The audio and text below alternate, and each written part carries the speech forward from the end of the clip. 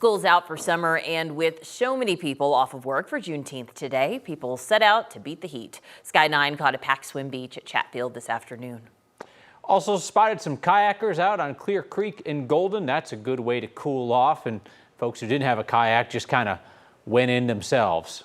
It's radiating. Yeah, it just really cooks you, especially as you go higher up in elevation. You're getting more exposed to the UV rays, and it can feel really intense.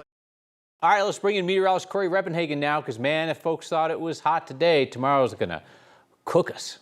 Yeah, it could be a good 10 degrees warmer in some places. So limit your outdoor activities if you can. If not, stay close to the water like those guys did today. We do have a weather impact alert because of the extreme heat that's coming our way tomorrow. In Denver, we could hit 100 to 103 degrees across the Denver metro area. So the risk for heat-related illnesses are very serious both Friday and Saturday as those temperatures get up there very close to 100 degrees. We have the heat wave covering 15 different states, and it does include half of Colorado, where we could see temperatures from 100 to 107 down in southeast Colorado. Temperatures pretty nice right now. 85 degrees still here in downtown Denver.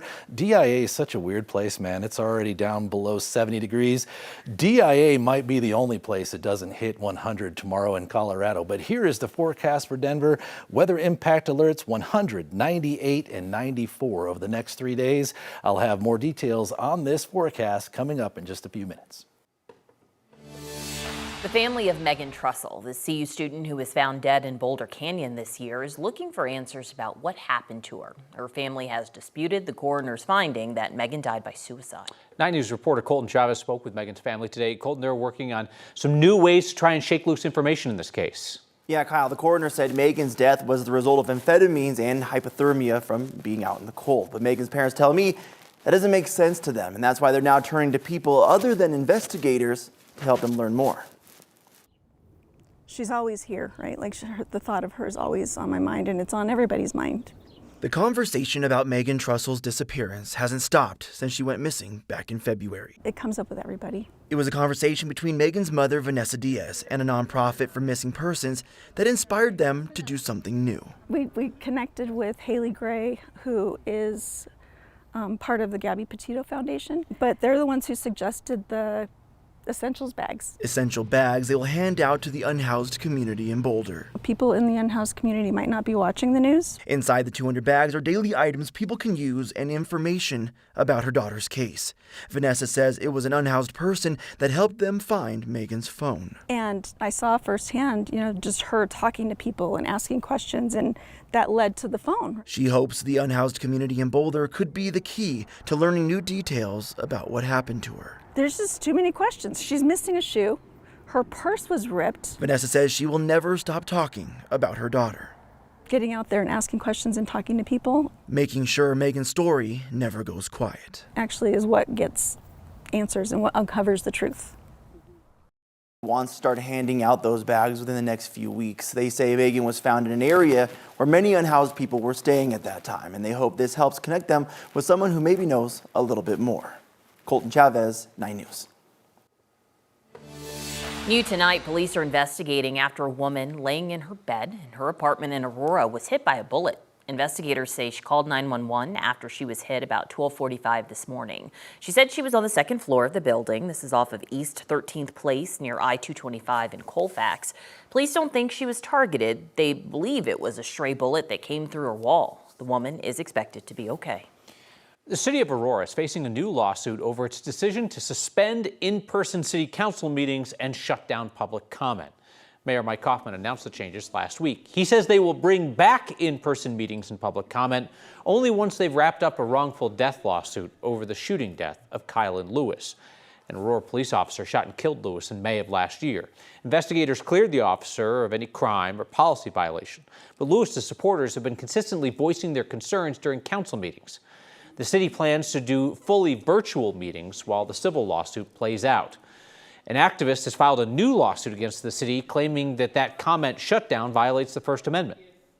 This rule change was specifically designed to suppress the voices of those that are fighting for Kylan Lewis.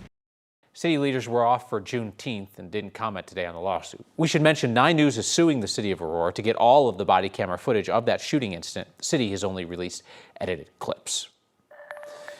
2 weeks after ICE detained a teenager following a traffic stop in Mesa County, the sheriff's office says the deputy who initially pulled the girl over is now on leave. Caroline Diaz-Goncalves was headed to Denver June 5th when Deputy Alexander Zwinnick pulled her over on I-70 outside Loma. She told her she was following a truck too closely. The 19-year-old university student was released, but then ICE agents swooped in and took her to a detention facility in Aurora. Diaz-Goncalves was born in Brazil. She lived in Utah after she was brought to the U.S. as a child. The sheriff's office says the investigation centers around a signal chat that included members of the sheriff's office as well as ICE agents. That group was supposed to be working on drug cases.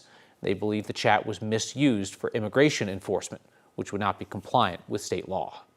On Monday, a judge in Denver will hear arguments on whether or not Colorado should help ICE find immigrant children.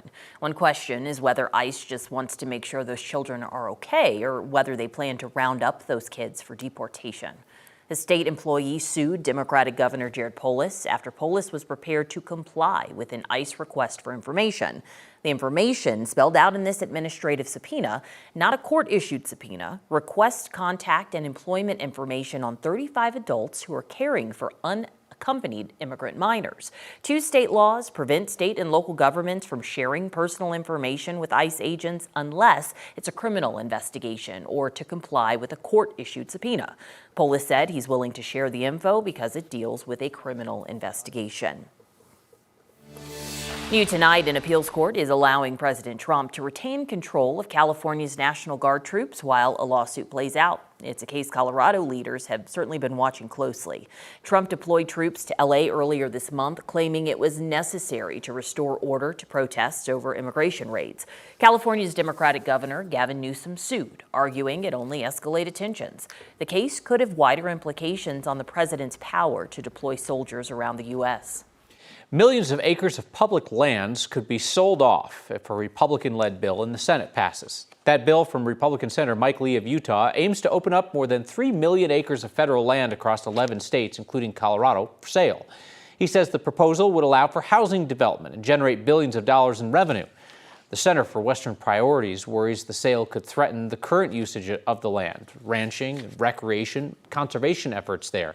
They say it wouldn't necessarily accomplish what it sets out to do. This bill does nothing to ensure that housing affordability is a piece of this, and what we could see is opening up millions of acres to developers to build trophy homes in some of our most treasured public lands. Supporters of the bill say that the land that would be sold off does not include national parks, national monuments, or wilderness areas. A century-old movie theater on Denver's west side is being transformed into a live music venue. The Federal Theater on 38th and Federal is set to reopen in September. The owners of the Oriental Theater are behind the project. They plan to turn the Federal into a 650-seat venue, hosting everything from concerts to comedy, burlesque, and wrestling.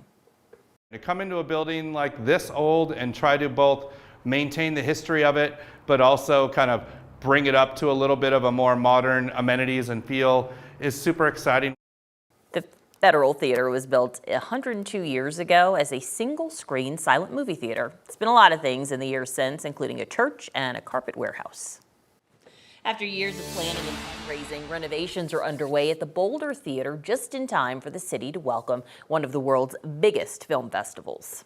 9 News reporter Rhea Jha joins us now from Boulder. And Rhea, Sundance is coming to town, but you're told the timing on this work is a coincidence. Yeah, Historic Boulder has been working for years to preserve this because it's iconic. I mean, look at that neon. It's hard to believe it's been standing here since the 1930s, and they're not looking to change any of it. They're just hoping to make it last for generations. The people bring the magic and we bring the entertainment. People just have a great time here. It's a building that's been bringing in the magic for nearly a century. Why would you care about a building like this? Why wouldn't you care about it? It's one of the most unique Art Deco buildings in all of the Rocky Mountain region. Right now, the iconic Boulder Theater isn't looking so Art Deco. But for Leonard Siegel and Ruth McKaiser with Historic Boulder, the scaffolding isn't a mess. No, because it shows the progress. It's a long-awaited banner of restoration. We've been working on this project for quite a number of years. It's exciting to see that the work is finally being done for those people in the community who have helped financially support this. This upgrade isn't just cosmetic. Behind the scenes and behind the stucco, there were bigger problems. The building was in enough serious condition that some of the stucco would eventually start coming down. The timing was critical. The CEO of the entertainment company running the theater, Cheryl Ligori, says the eyesore is temporary. So it'll be beautiful for a very long time. Absolutely worth it. Once a movie theater, today it's a stage for concerts and events, and soon could host one of the biggest film festivals in the world. The Sundance is kind of gravy on top of everything else. This was going to need to be repaired anyway. We were doing the fundraising for this anyway. While Sundance didn't spark the restoration, the timing couldn't have been more magical. Sundance is coming in spring of 2027. So yeah, we'll be looking our best. We'll be looking forward to seeing it at its best because this marquee is truly mesmerizing, so we'll be looking forward to that. But it's not closed during the renovation process, which will take about 4 to 5 months. And Sundance-wise, they haven't officially announced their venues yet, but this is a pretty strong contender. Reporting live in Boulder, Ria Cha, 9 News.